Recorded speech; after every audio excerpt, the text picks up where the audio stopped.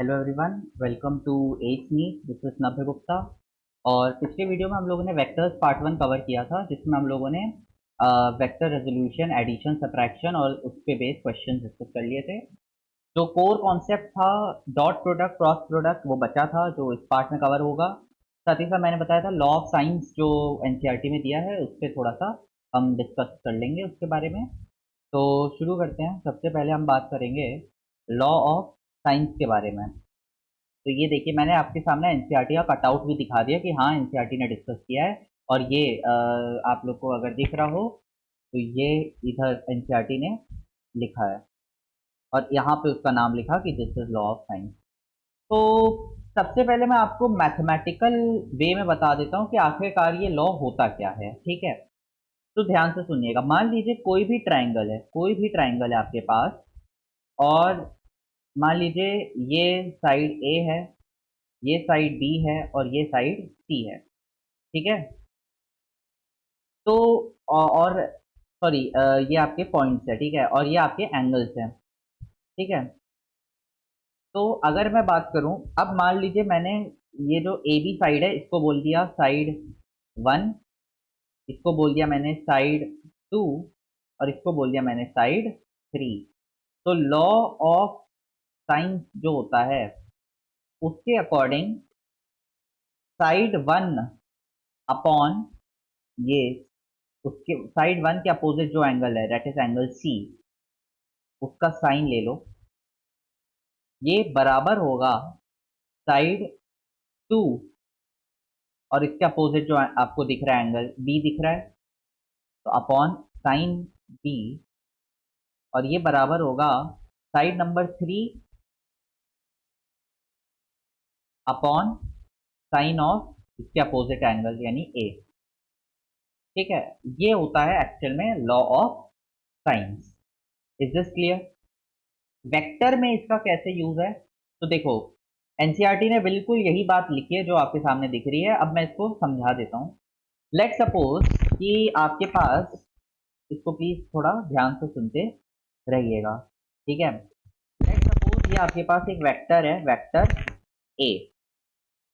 ठीक है, और यहाँ पर ये आपके पास दूसरा वेक्टर है, वेक्टर बी। तो ऑब्वियस सी बात है, अगर हम पैरेललोग्राम लॉ के हिसाब से बात करें तो इनका रिजल्टेंट यहाँ पे कुछ ऐसे जा रहा होगा, जिसको मैं वेक्टर आर से बोल सकता हूँ। Is this clear? और मैंने ये अज्यूम किया हुआ है कि ए और बी के बीच में जो एंगल बन रहा है वो है थीटा। फिर उसके बाद जो रिजल्टेंट है आर वेक्टर, वो ए के साथ अल्फा एंगल बना रहा है, ऐसा मैं अज्यूम कर ले रहा हूँ। और बी के साथ बीटा एंगल बना रहा है, कोई दिक्कत नहीं है।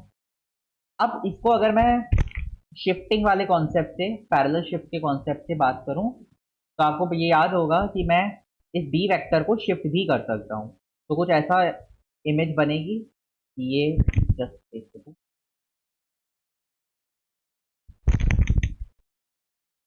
ये मेरे पास ए वेक्टर है। ठीक है, और ये मेरा आर वेक्टर है, और बी वाले वेक्टर को मैंने थोड़ा शिफ्ट करके ऐसे शो कर दिया। ये राइट एंगल नहीं है, ये इस पे कंफ्यूज मत हो जाएगा, ये ऐसे ही है, मतलब थोड़ा सा ऐसे था ना बी वेक्टर हमारा।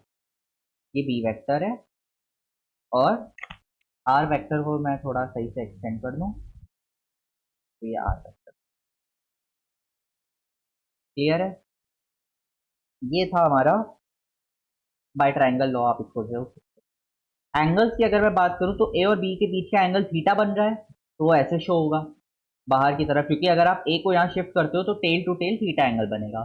फिर आर और ए के बीच में अल्फा एंगल बनेगा, जो मैंने अज्यूम किया था, और आर और बी के बीच में बीटा बनेगा। मैंने आपको पहले भी बता रखा है, टेल टू टेल एंगल भी देख सकते हैं और हेड टू हेड एंगल भी देख सकते हैं। ये बीटा एंगल बन चुका है। तो यहाँ पर अगर मैं लॉ ऑफ साइंस की बात करूं, तो अगर मैं अंदर देखूं ट्राइंगल के, तो आपको ये ट्राइंगल दिख रहा होगा, और ये जो ट्राइंगल बना है इसके अंदर ये वाला जो एंगल ग्रीन कलर से मैंने शो किया है, इसकी वैल्यू कितनी होगी? 180 माइनस थीटा। यस और नो? तो according to law of science, क्या मैं ऐसा बोल सकता हूँ कि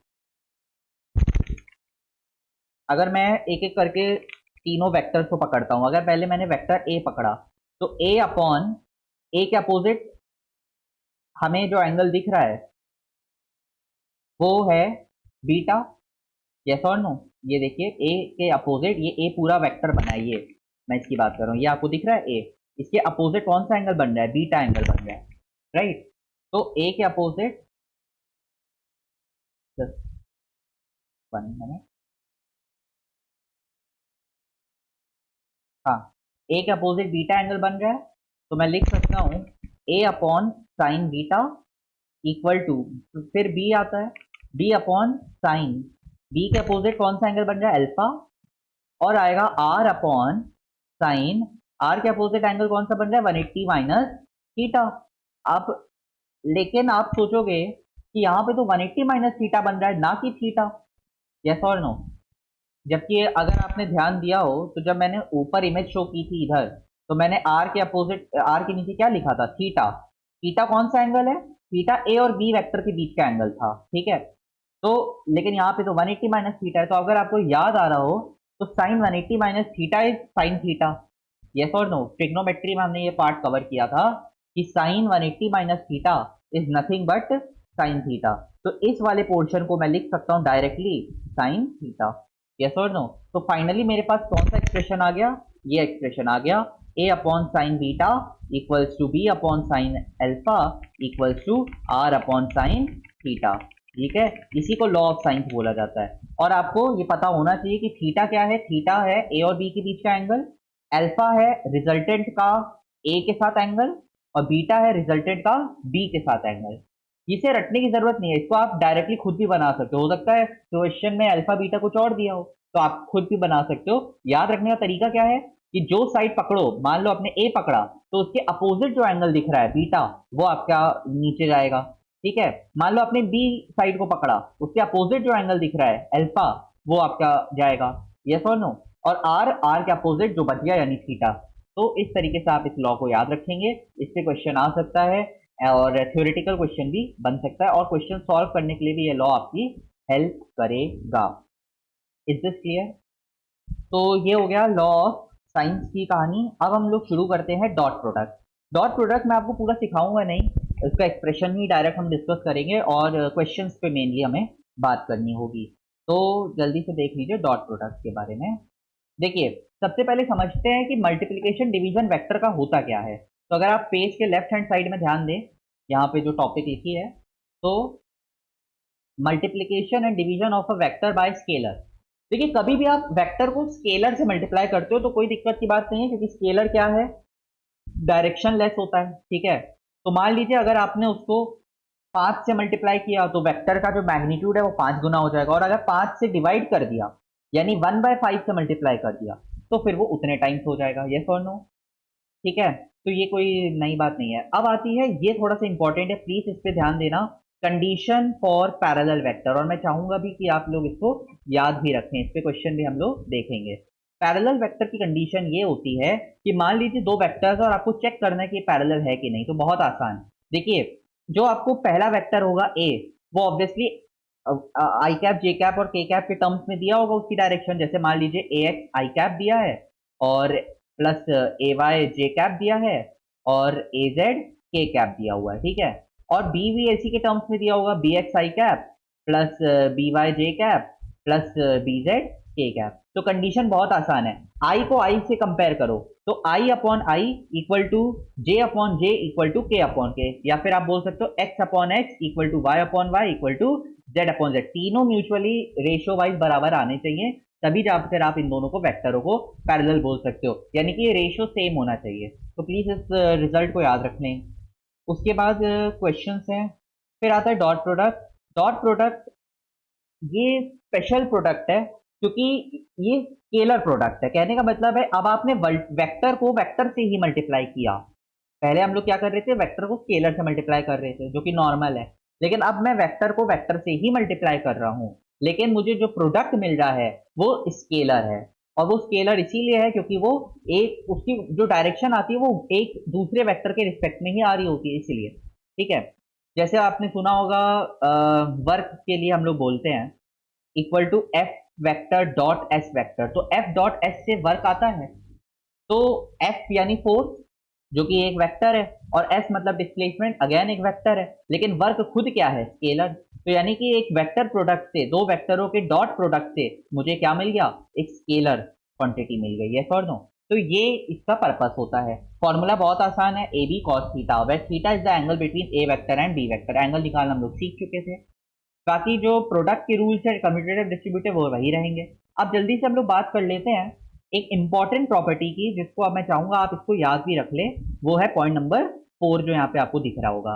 वो ये है कि आपको पता है कि ए डॉट बी आता है ए बी कॉस थीटा, तो यहाँ से थीटा आप कैसे निकाल सकते हो, cos inverse A dot B upon A B.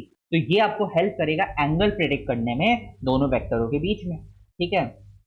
तो इस पे अभी क्वेश्चन भी मैं दिखा दूंगा। उसके बाद नॉर्मल प्रॉपर्टीज है, इस पे मैं बात नहीं कर रहा। मैं जल्दी से आपको एंगल निकालने वाले दिखा देता हूँ। ये है, अगर कभी भी आपको दो वेक्टर्स के बीच में एंगल फाइंड करना है तो आप डायरेक्टली कर सकते हो, क्योंकि आपको पता है कि जो कॉस थीटा आएगा, जो कॉस थीटा आएगा वो इस फॉर्मूले से आ सकता है। भाई आपको पता है कि A vector dot B vector equal to A B cos theta, तो यहां से मैं कॉस थीटा को क्या लिख सकता हूं, A vector dot B vector upon A B. ये ए बी क्या है, नीचे ए बी कुछ नहीं है, ए और बी के मैग्नीट्यूड को लेके आप मल्टीप्लाई कर दो, और ऊपर क्या है, ऊपर उनका वेक्टर फॉर्म है, आप उसको एज इट इज जो वेक्टर आपको दिया है उसको उस फॉर्म में लिख दीजिए, तो आपको मिल जाएगा एंगल।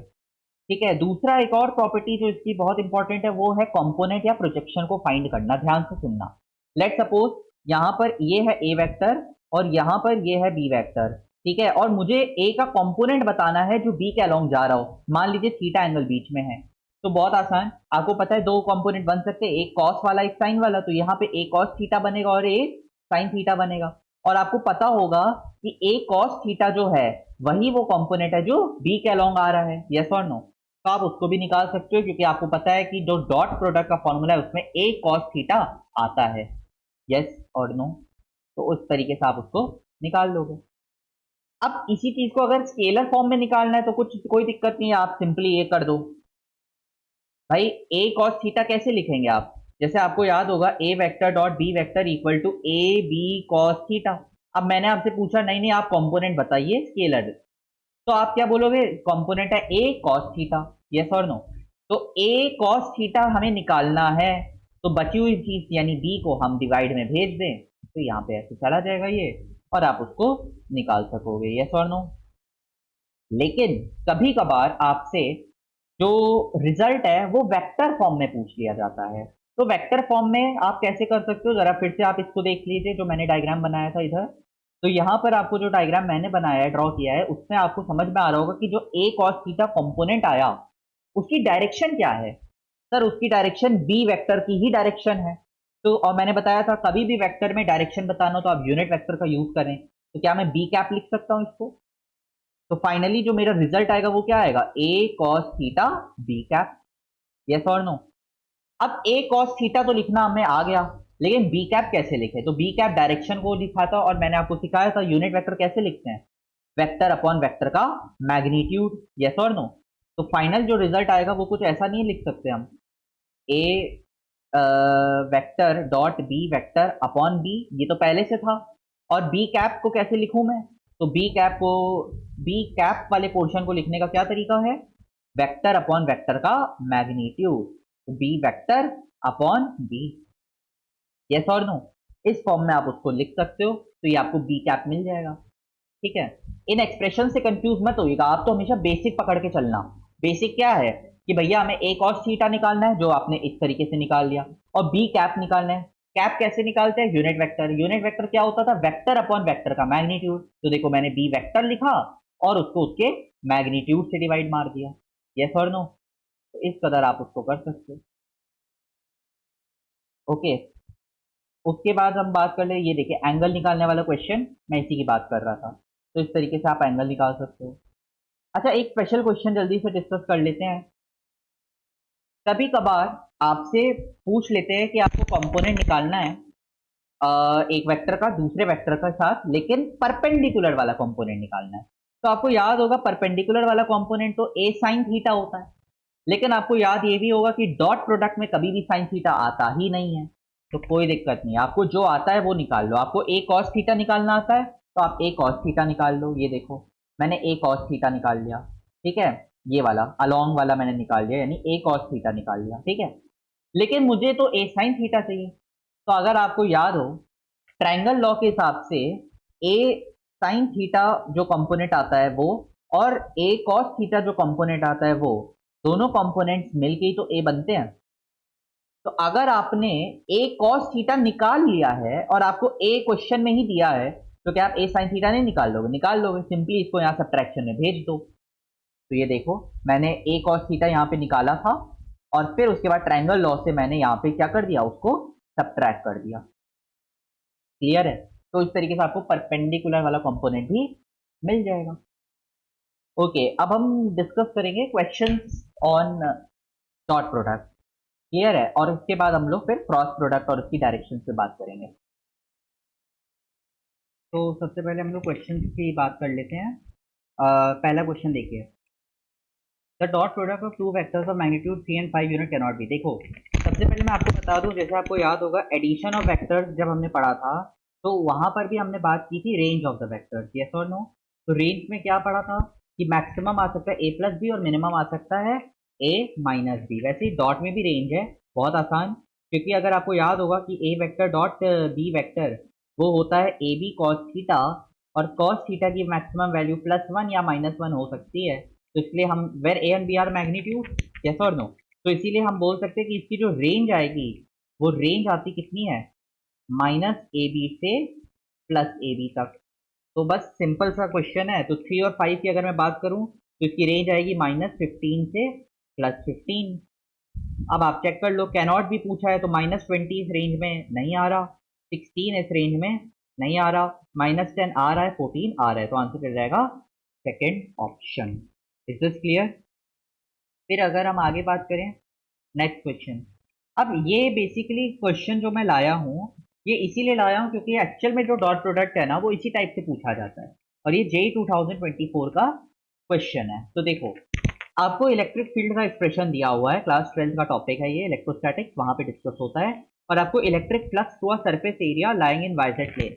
जो बच्चे 11th के उनके लिए मैं बता देता हूँ कि जो इलेक्ट्रिक फ्लक्स होता है उसका फॉर्मूला होता है E vector dot A vector, ठीक है, जिसको आप लिख सकते हो E A cos theta, where theta is the angle between the E vector and A vector. अब ई वेक्टर क्या है, इलेक्ट्रिक फील्ड वेक्टर, और ए वेक्टर क्या है, एरिया वेक्टर।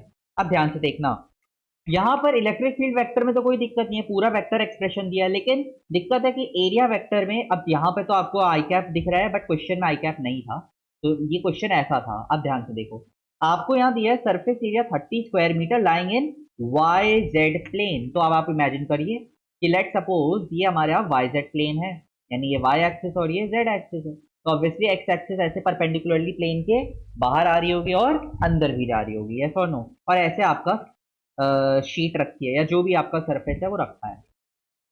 तो ये जो 30 स्क्वायर मीटर एरिया है उसका एरिया वेक्टर क्या होगा? तो अगर आपको याद हो कि कोई भी 2D सरफेस होती है उसका एरिया वेक्टर उस सरफेस के परपेंडिकुलर होता है।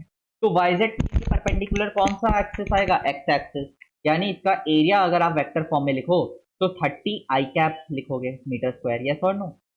तो बस आपको अब कुछ नहीं करना है कि ई वेक्टर की वैल्यू रखिए, ए वेक्टर की वैल्यू रखिए, डॉट कर दीजिए। तो अब आप जब डॉट करते हो तो आपको पता होगा आई का डॉट आई के साथ होगा, तो 6 और 30 को मल्टीप्लाई कर दो, और 6 इंटू 30 कितना होता है? 180। सिंपल सा आपका आंसर आ जाएगा, 180 का आपका फ्लक्स जा रहा है। क्लियर है? ये तो हो गया हमारा क्वेश्चन, इस फॉर्म में आपके पास क्वेश्चन आ जाते हैं। नेक्स्ट क्वेश्चन, नेक्स्ट क्वेश्चन में आपसे बोला जा रहा है कि मान लीजिए हमारे पास एक वेक्टर ये है और दूसरा ये वेक्टर है और ये दोनों पैरेलल है, तो लैम्डा की वैल्यू कितनी होनी चाहिए? बहुत आसान क्वेश्चन, मैंने आपको पहले भी पढ़ाया है। वेक्टर पैरेललिज्म की कंडीशन क्या होती थी कि आपको x upon X equal to Y upon Y equal to Z upon Z. तो x अपॉन एक्स करते हैं, पहले में x की वैल्यू है 1, दूसरे में 2, 1/2 आया ना, इक्वल टू पहले में x की वाई की वैल्यू है 1, दूसरे में 2, कोई दिक्कत नहीं है। तीसरे में x की वैल्यू है -1 और y की वैल्यू नहीं पता, लैम्डा मान लो। तो इतने पार्ट को इक्वेट अगर मैं कर दूं तो लैम्डा की वैल्यू क्या -2 आ जाएगी। सिंपल सा क्वेश्चन था शायद। क्लियर है। ये वेक्टर पैरेललिज्म कंडीशन पे बेस्ड आपका क्वेश्चन था। नेक्स्ट क्वेश्चन देखते हैं। नेक्स्ट क्वेश्चन में ये थोड़ा अच्छा क्वेश्चन था, इसमें प्रॉपर एप्लीकेशन हुआ है आपके डॉट प्रोडक्ट का। तो देखो होता क्या है, क्वेश्चन में आपसे बोला जा रहा है कि the resultant of two vector P vector and Q vector is R, और अगर क्यू वेक्टर को मैंने डबल कर दिया तो जो न्यू रिजल्टेंट आएगा वो पी के परपेंडिकुलर होगा। तो आर कितना होना चाहिए। तो क्वेश्चन कुछ ऐसा है, देखो लेट सपोज ये पी वेक्टर है, ये आपका लेट सपोज क्यू वेक्टर ऐसा था, तो ऑब्वियसली मेरा यहाँ कहीं आर वेक्टर जा रहा होगा। रिजल्टेंट रिजल्टेंट हमेशा इनिशियल हो वेक्टर्स के बीच का होता है। अब आप उसने क्या बोला, उसने बोल दिया कि मैंने क्यू वेक्टर का मैग्नीट्यूड डबल कर दिया, तो यानी ऐसा कुछ हो गया होगा और ये हो गया होगा 2 क्यू वेक्टर। तो जो रिजल्टेंट आ रहा है वो पी के परपेंडिकुलर, यानी कि अब रिजल्टेंट ऐसा आ रहा होगा, कुछ ऐसा रिजल्टेंट हमारा बन रहा होगा। और ये जो रिजल्टेंट है लेट सपोज R2 वेक्टर, ये P वेक्टर के परपेंडिकुलर है। तो आपसे सिंपली पूछा है कि ये जो R था इसकी वैल्यू क्या होगी as per the options given. तो ऑप्शंस के हिसाब से आपसे पूछा जा रहा है। अब ध्यान से देखते हैं। देखो अगर आपको मैं क्लियरली बता दूं, जब भी परपेंडिकुलर आ जाए ना आपके मन में डॉट प्रोडक्ट जरूर हिट करना चाहिए। क्यों? क्योंकि डॉट प्रोडक्ट की स्पेशल क्वालिटी क्या थी कि कभी भी डॉट प्रोडक्ट परपेंडिकुलर में जीरो देगा। क्यों? क्योंकि अगर आपको याद हो डॉट प्रोडक्ट होता क्या था, डॉट प्रोडक्ट स्केलर प्रोडक्ट होता था। जैसे अगर मान लो ये बी वेक्टर है और ये ए वेक्टर है, तो डॉट प्रोडक्ट के हिसाब से ए का वो कंपोनेंट देखा जाता था जो बी के अलोंग आ रहा हो, यानी ए कॉस थीटा देखा जाता था। लेकिन अगर ए और बी परपेंडिकुलर हो जाएं तो आपको याद होगा पूरी फिजिक्स में कभी भी परपेंडिकुलर वेक्टरों के कंपोनेंट आप नहीं कर सकते हो। यानी आप ए का कोई भी कंपोनेंट ऐसा नहीं निकाल सकते हो जो बी के अलोंग आए। हाँ या ना? या अगर आप उस पे में सोचो तो ए कॉस 90 अगर आप करोगे भी तो कॉस 90 तो जीरो होगा। तो यानी डॉट प्रोडक्ट जीरो आएगा अगर वो दोनों वेक्टर आपस में 90 डिग्री के एंगल में हो। ठीक है, ये चीज आपको हिट करनी चाहिए। अब अकॉर्डिंग टू क्वेश्चन अगर मैं बात करूं तो क्वेश्चन में मुझे ये अज्यूम कर लेना चाहिए कि लेट कर देता हूं कि P और Q के बीच में थीटा एंगल है, थीटा एंगल है। ठीक है, ये किसके बीच में मैंने माना, P vector and Q vector के बीच में। राइट, अब मैं बात करता हूं आगे। अब क्वेश्चन के हिसाब से कौन कौन परपेंडिकुलर है, तो सर P वेक्टर और R2 वेक्टर। ये R2 वेक्टर कौन है? R2 vector is nothing but P vector plus 2Q vector. हाँ या ना भाई? देखो न्यू रिजल्टेंट का मतलब यही तो हुआ कि P वेक्टर और 2Q वेक्टर है और दोनों परपेंडिकुलर। इसका मतलब P vector dot R2 vector की वैल्यू कितनी आनी चाहिए? जीरो, क्योंकि दोनों परपेंडिकुलर है। तो डॉट कर लेते हैं। P वेक्टर और R2 की वैल्यू क्या है? P vector plus 2Q vector, ये आना चाहिए जीरो।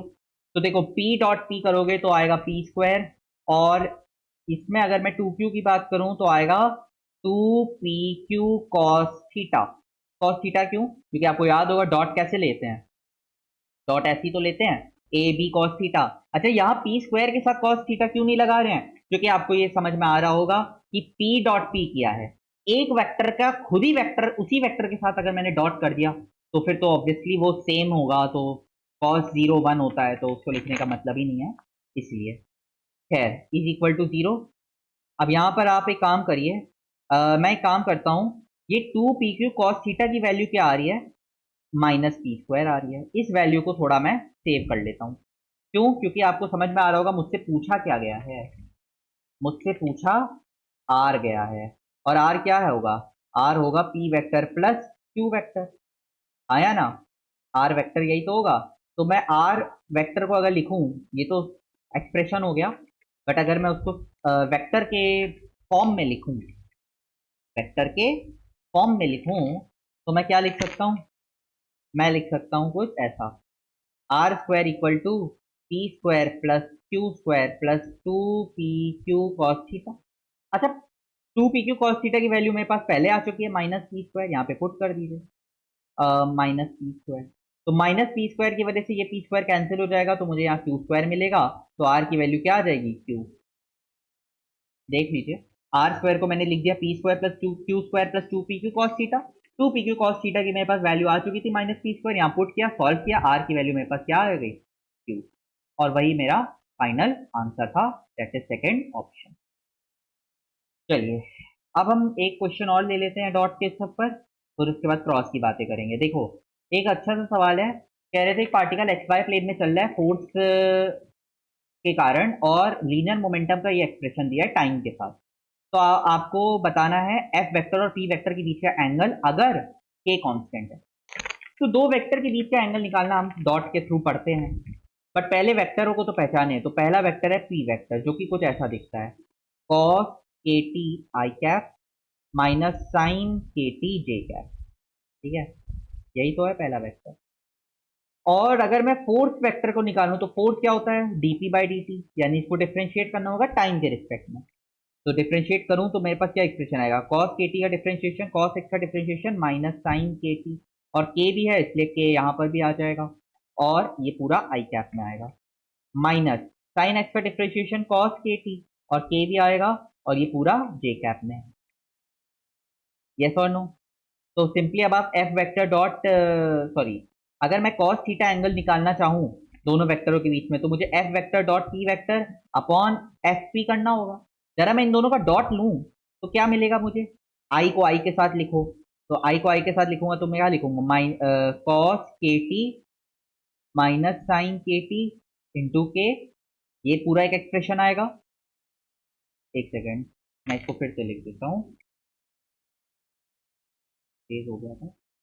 देखो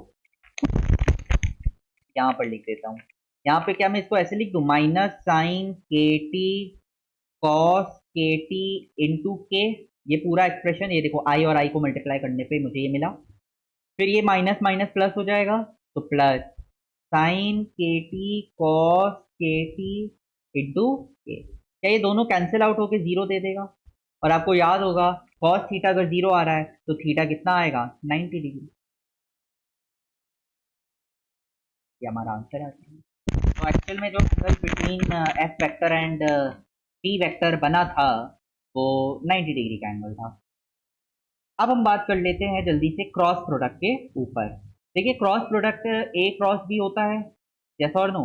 एक सेकेंड, अब ए क्रॉस बी की अगर मैं बात करूं तो ये वेक्टर प्रोडक्ट कहलाता है। क्यों? क्योंकि इसका जो रिजल्टेंट आएगा ना वो एक स्केलर क्वांटिटी आती ही नहीं है, वो आएगी ही वेक्टर। तो उसका एक्सप्रेशन आता है ए बी साइन थीटा, और एन कैप लिखते हैं। Is this clear? तो एक सेकेंड, अगर मैं बात करूं यहाँ पर क्रॉस प्रोडक्ट की, तो थीटा क्या है, angle between the A cross B, और एन कैप क्या है, वो वेक्टर जो परपेंडिकुलर। अब इस वेक्टर प्रोडक्ट को बड़ा गौर से समझिएगा, होता क्या है एक्चुअल में, क्या होता है ना, मान लीजिए ए वेक्टर यहाँ पे है इस प्लेन ऑफ पेपर पे, आपको पेपर दिख रहा होगा स्क्रीन पे, तो यहाँ पे ये ए वेक्टर है, और मान लो इसी पेपर में ये बी वेक्टर है। तो एक्चुअल में जो इनका डॉट सॉरी क्रॉस आता है ना, वो इस पेपर के परपेंडिकुलर आएगा, मतलब समझ रहे, पेपर से 90 डिग्री, या तो अंदर या बाहर। बाय कन्वेंशन हम लोग डॉट को बाहर के लिए शो करते, तो डॉट इज फॉर आउट, या अप भी बोल सकते हो आप इसको इन केस, और क्रॉस इज फॉर इन यानी डाउन। तो अगर आपको ये डायग्राम दिख रहा हो तो कुछ ऐसा सीन है, तो ये ना आप अपनी टेबल इमेजिन कर दो, उस पर पेपर रखा है और ये दोनों वेक्टर बनाए, तो ये एन कैप डायरेक्शन शो कर रहा है कि वो बाहर आ रहा है। और ये इस क्रॉस प्रोडक्ट की सबसे इंपॉर्टेंट प्रॉपर्टी है कि क्रॉस प्रोडक्ट का जो रिजल्टेंट आता है वो एक्चुअल में परपेंडिकुलर आएगा उस प्लेन से, और क्योंकि वो प्लेन से परपेंडिकुलर है इसलिए वो बी वेक्टर से भी 90 डिग्री बना रहा होगा, ए वेक्टर से भी 90 डिग्री बना रहा होगा। बहुत इंपॉर्टेंट बात है, लोगों को समझ में नहीं आती है। अगर आप लोगों को समझ में आ रहा होगा तो बताइएगा कि जैसे लेट सपोज ये पेपर है, इस पे ये वेक्टर है ए, और ये वेक्टर एक और है बी, तो जो रिजल्टेंट आएगा वो पेपर के ऐसे परपेंडिकुलर आएगा, यानी ये ए है ये बी मान लो, तो ये ऐसे परपेंडिकुलर आ रहा होगा। ठीक है ना? तो क्योंकि वो पेपर से परपेंडिकुलर है इसलिए वो ए और बी दोनों से ही 90 डिग्री बना रहा होगा। क्लियर है? अच्छा, ए और बी के बीच में 90 डिग्री एंगल हो ऐसा जरूरी बिल्कुल नहीं है, उनके बीच में आप कोई भी एंगल मान लो, थीटा एंगल मान लो, वो 90 हो भी सकता है और नहीं भी हो सकता है, लेकिन इनका जो क्रॉस प्रोडक्ट आएगा वो जरूर 90 डिग्री के एंगल पे आएगा। Is this clear? चलिए अब हम बात कर लेते हैं कि सबसे पहले प्रॉपर्टीज वगैरह की बात कर लेता हूँ, फिर डायरेक्शन पे आऊंगा। देखो, वेक्टर प्रोडक्ट कम्यूटेटिव नहीं है, ए क्रॉस बी और बी क्रॉस ए अलग है, और ये बहुत इंपॉर्टेंट है। क्यों? क्योंकि अगर आपको याद हो, आगे चल के रोटेशन में पढ़ते हैं हम लोग टॉर्क के बारे में, और टॉर्क को क्या लिखते हैं? R vector cross F vector, ना कि F cross R. F cross R is not torque, but it is R cross F. ठीक है, तो ये चीज यहाँ पे बहुत इंपॉर्टेंट हो जाती है, पता होना चाहिए। उसके अलावा डिस्ट्रीब्यूटिव हो सकता है अगर आप लॉ को मेंटेन करें, बाकी साइन थीटा की वजह से उसकी बाकी प्रॉपर्टीज आ जाती हैं। नॉर्मल है, मैं इसको डिस्कस नहीं कर रहा हूँ। क्वेश्चन को सॉल्व करने का तरीका, अगर मैं आई कैप और जे कैप की बात करूं तो कभी भी कंफ्यूजन हो जाए ना, इस डायग्राम को आप या तो इमेजिन कर लो या ड्रॉ कर लो। ड्रॉ करना बहुत आसान, देखिए कुछ नहीं करना, यहाँ पे बनाओ आई कैप, यहाँ पे बनाओ जे कैप, यहाँ पे बनाओ के कैप, ऐसे है ना, क्लॉकवाइज। और आप ऐसे जब जा रहे होगे तो वैल्यू हमेशा प्लस रहेगी, यानी आई और जे को मल्टीप्लाई करोगे तो आपको के मिलेगा, के और जे और के को करोगे तो आई मिलेगा, और के और आई को करोगे तो जे मिलेगा। बट इन केस अगर आप उल्टा चलने लग गए, मान लो आई और के का दे दिया उसने, तो आपको माइनस जे मिलेगा। क्लियर है? मान लो जे और आई का करना पड़ गया तो आपको माइनस के मिलेगा। Is this clear? क्लॉकवाइज में पॉजिटिव और एंटी क्लॉकवाइज में नेगेटिव मिलेगा। ये विद प्रैक्टिस आपको याद भी हो जाएगा, और इजी बात है, ऐसे कोई रॉकेट साइंस नहीं। अब हम देख लेते हैं, फिर उसके बाद वेक्टर क्रॉस प्रोडक्ट कैसे सॉल्व करते हैं उसको मैं नहीं डिस्कस कर रहा। आपको मैट्रिक्स मेथड जो हम लोग पढ़ते हैं डिटर्मिनेंट्स वाला, उसके थ्रू इसको सॉल्व करना होता है। इस पे आप बात नहीं कर रहे हैं इस वक्त। ये क्वेश्चन मैं स्पेसिफिकली लाया था क्योंकि यहाँ देखिए ईस्टवर्ड और डाउनवर्ड लिखा है। मैंने आपको बताया था ना, टर्मिनोलॉजी पार्ट 1 में भी बताया था, इंपॉर्टेंट होती है। ईस्टवर्ड्स का मतलब होता है आई कैप डायरेक्शन की बात हो रही है, और डाउनवर्ड्स का मतलब है आपका, डाउनवर्ड्स मतलब आपका माइनस के की बात कर रहा है, ना कि माइनस जे। याद रखना, माइनस जे कभी भी डाउनवर्ड नहीं होगा, माइनस जे को वो हमेशा साउथ लिखेगा। ठीक है, ओके। अब हम सबसे, अच्छा दो चीजें और बता देता हूं मैं। पहला कि आप डायरेक्शन निकाल सकते हो, एन कैप जिसको बोलते हैं, कोई दिक्कत नहीं। और दूसरी प्रॉपर्टी जो यहाँ पे हम डिस्कस कर लेते हैं वो है कि मान लीजिए कभी आपको एरिया ऑफ ट्रायंगल, ये डायरेक्ट फॉर्मूला है, मैं चाहूंगा याद कर लें। एरिया ऑफ ट्रायंगल निकालना है, और ऐसा है कि जो दो वेक्टर्स हैं वो उसकी साइड्स हैं। मान लो ए वेक्टर एक साइड है, बी वेक्टर दूसरी साइड है, और यहाँ तीसरा कोई थर्ड है। तो ए और बी आपको दिए हुए हैं, ठीक है ना? तो कुछ नहीं करना, ये याद रखिएगा ए और बी एडजेसेंट साइड्स होने चाहिए, ठीक है। कुछ नहीं करना, एरिया का फॉर्मूला क्या होता है? हाफ बेस इंटू हाइट, आया ना? तो आप सिंपली कुछ मत करो, हाफ ए क्रॉस बी कर दो, बस सॉल्व हो जाएगा। वैसे ही एक और फॉर्मूला आता है, वो होता है, मान लीजिए आपके पास पैरेललोग्राम है, और पैरेललोग्राम में, इसी पैरेललोग्राम में आपके पास ए वेक्टर और बी वेक्टर उसकी एडजेसेंट साइड्स हैं, साइड्स है मैंने बोला, ठीक है। तो उसका एरिया कैसे निकालोगे? कुछ नहीं करना, नॉर्मल क्रॉस प्रोडक्ट कर दो, बस। दिख रहा होगा आपको।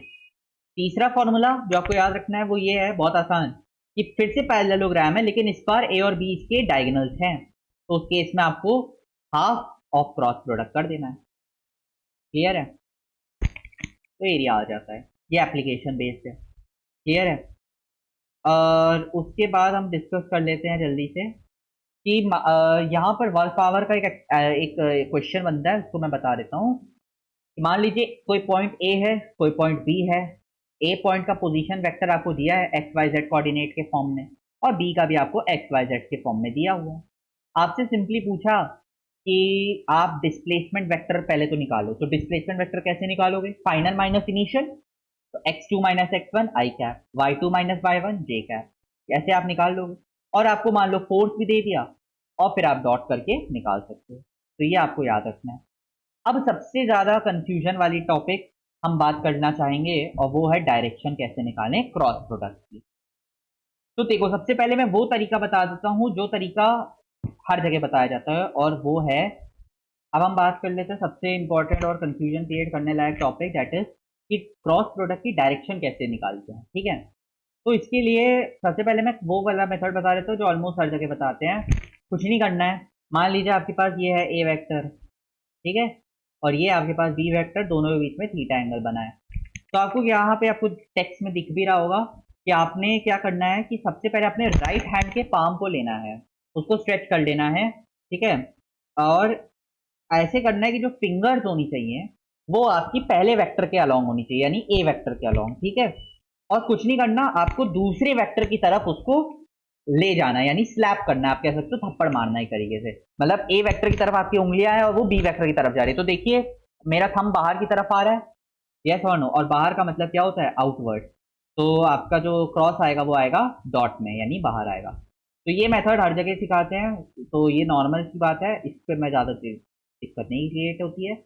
मैं जो मेथड बताने जा रहा हूँ प्लीज उसको ध्यान से सुनिएगा, इजी है। मैं यहाँ बहुत अच्छी चीज लिंक करने जा रहा हूँ, जरा ध्यान सुनिएगा।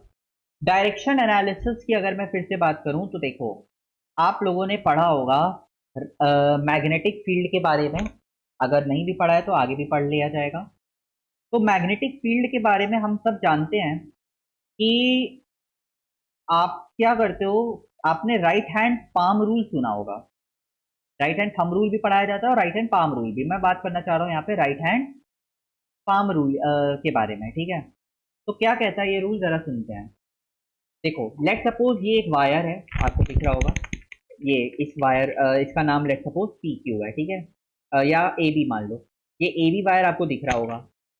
तो कुछ नहीं करते हम लोग, क्या करते हैं, थंब को अपने थंब को हमेशा उस वायर की डायरेक्शन में कर लेते हैं, ठीक है। और फिंगर्स को हमेशा टूवर्ड्स द पॉइंट करते हैं जहां पे हमें डायरेक्शन निकालनी है। तो हमें क्या मिल जाता है, जो हमें पाम का परपेंडिकुलर होता है 90 डिग्री परपेंडिकुलर, वो हमें क्या दे देता है, direction of the magnetic field. फिर से सुनिए, तो इसको हम ऐसे याद करते हैं, thumb in the direction of current, fingers towards the point, and then the perpendicular of palm will give the direction of magnetic field. Actual में ये जो रिजल्ट आता है ना, ये क्रॉस प्रोडक्ट से आता है। क्यों? क्योंकि डायरेक्शन ऑफ मैग्नेटिक फील्ड अगर आपको याद हो तो DV by Biot Savart's law जो आप पढ़ते हैं क्लास 12th में, वहां पर इसके जो एक्सप्रेशन आता है वो आता है mu naught by 4 pi I D L vector cross R upon R cube. तो यहाँ पर एक्चुअल में आइडियल क्रॉस आर ही तो हो रहा है। तो अगर आप ध्यान दो तो आपका थंब किसकी डायरेक्शन में है, सर आई की डायरेक्शन में, यानी आइडियल वेक्टर के डायरेक्शन में। और फिंगर्स किस डायरेक्शन में है, आर वेक्टर के डायरेक्शन में, यानी पोजीशन वेक्टर के डायरेक्शन में। तो आपको परपेंडिकुलर ऑफ पाम के थ्रू क्या मिल जा रहा है, मैग्नेटिक फील्ड की डायरेक्शन, यानी क्रॉस प्रोडक्ट की डायरेक्शन। क्लियर है?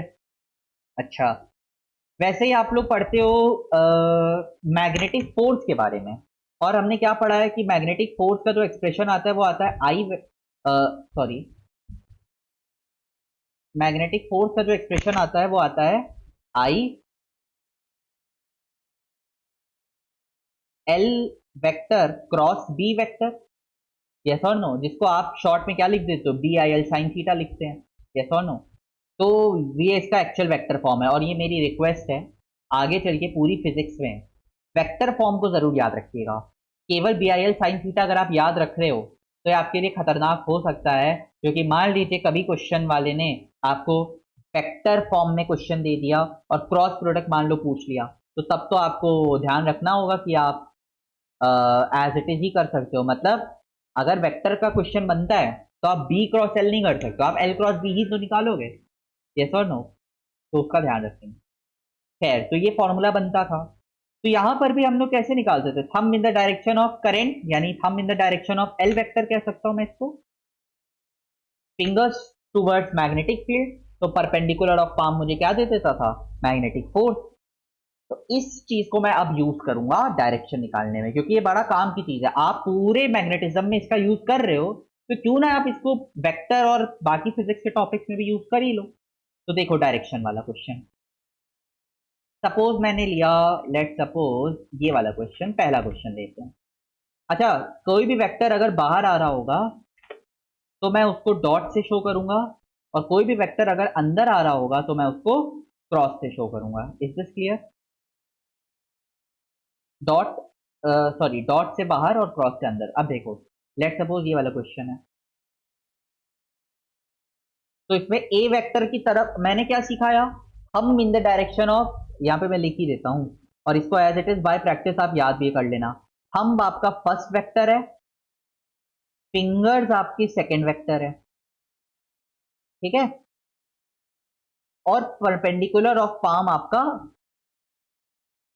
क्रॉस की, ये जो आपका क्रॉस प्रोडक्ट आएगा, उसकी डायरेक्शन है, क्रॉस प्रोडक्ट की डायरेक्शन है। ठीक है, ये एक्चुअल में रिजल्ट है। और यही तो चीज हम लोग पीछे भी सीखे हैं। ये देखिए, thumb in the direction of current यानी first vector, fingers in the direction of magnetic field यानी सेकंड वेक्टर, और आपको परपेंडिकुलर से फोर्स मिल रहा था। सेम यहाँ पर भी thumb in the direction of current, fingers towards the point, और आपको परपेंडिकुलर से मैग्नेटिक फील्ड मिल रही थी। तो ये जो राइट हैंड पाम रूल है बहुत हेल्पफुल है। अब देखते हैं क्वेश्चन को। तो ये वाला क्वेश्चन देखिए, ए वेक्टर की डायरेक्शन में मैंने थंब कर दिया। अगर मैं विजिबल हूं तो आपको दिख रहा होगा कि मैंने ए वेक्टर की तरफ अपना थंब किया और फिंगर्स टुवर्ड्स अदर वेक्टर, तो परपेंडिकुलर ऑफ पाम मेरी तरफ आ रहा है ना। तो यानी कि बाहर आ रहा है, स्क्रीन के बाहर आ रहा है, यानी कि इसका आंसर क्या आ जाएगा, डॉट। डॉट मतलब बाहर।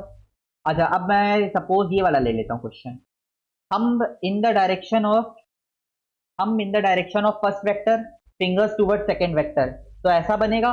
और अब अंदर की तरफ आ रहा है, तो यानी यहाँ पे क्रॉस आएगा।